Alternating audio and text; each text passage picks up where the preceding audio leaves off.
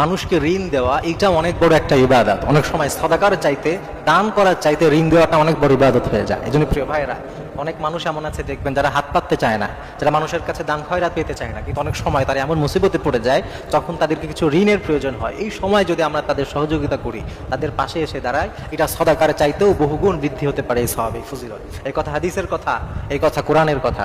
এই জন্য আল্লাহ তাআলা বলেছেন স্বয়ং নিজে, মানদাল্লাযী ইউকরিদুল্লাহা কারদান হাসানান ফায়ুদাঈফু লাহু আদআফান কাসীরা। আমার আল্লাহ বলছেন, ও আমার বান্দারা, মানদাল্লাযী ইউকরিদুল্লাহা কারদান হাসানা, আমার আল্লাহ বলছেন কে আছে, কে এমন আছে যে আমার আল্লাহকে উত্তম ঋণ দিবে। খেয়াল করেন আল্লাহ শব্দ চয়ন, আল্লাহ বলছেন মানদাল্লাযী ইউকরিদুল্লাহা কারদান হাসানা, কে আছে যে আল্লাহকে উত্তম ঋণ দিবে। যদি কেউ আল্লাহকে উত্তম ঋণ দেয়, ফায়ুকরিদুল্লাহা ফায়ুদাঈফু লাহু আদআফান কাসীরা, আল্লাহ বলছেন ওই ঋণটাকে আমার আল্লাহ আরো বহুগুণ বাড়িয়ে ফিরিয়ে দিবে। সুবহানাল্লাহ। প্রিয় ভাইরা, আল্লাহকে তো আর ঋণ দেওয়া সম্ভব না, আল্লাহর তো কোনো কিছু দরকার নাই।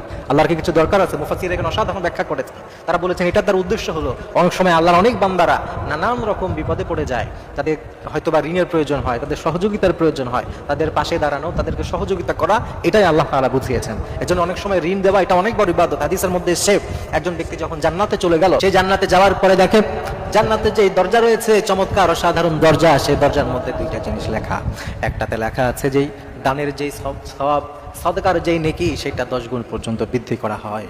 আর এক দরজাতে লেখা আছে কেউ যদি ঋণ দেয়, ঋণগুলাকে 18% পর্যন্ত বৃদ্ধি করা হয়। সুবহানাল্লাহ।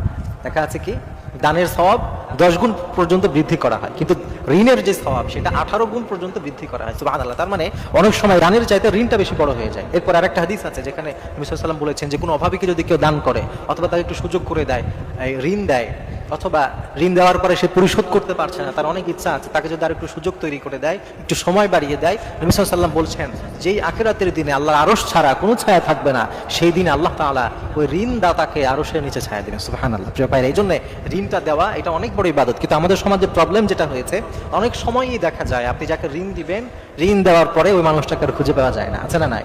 এইটা আবার করা যাবে না। আমি যদি কারোর কাছ থেকে ঋণ নেই, তাহলে আমার লাইফে সব থেকে বড় একটা টার্গেট হবে, চেষ্টা হবে যত দ্রুত সম্ভব আমি ঋণ পরিশোধ করে বান্দার হক থেকে মুক্ত হয়ে যাব। কারণ হাদিসের মধ্যে ঋণের ব্যাপারে আরো ভয়াবহ কথা আছে। যারা ঋণ গ্রহণ করে তাদের ব্যাপারে ভয়ানক কথা। হাদিসের মধ্যে আসছে, বিশ্বনবী বলছেন ঋণের ব্যাপারে সতর্ক হতে হবে।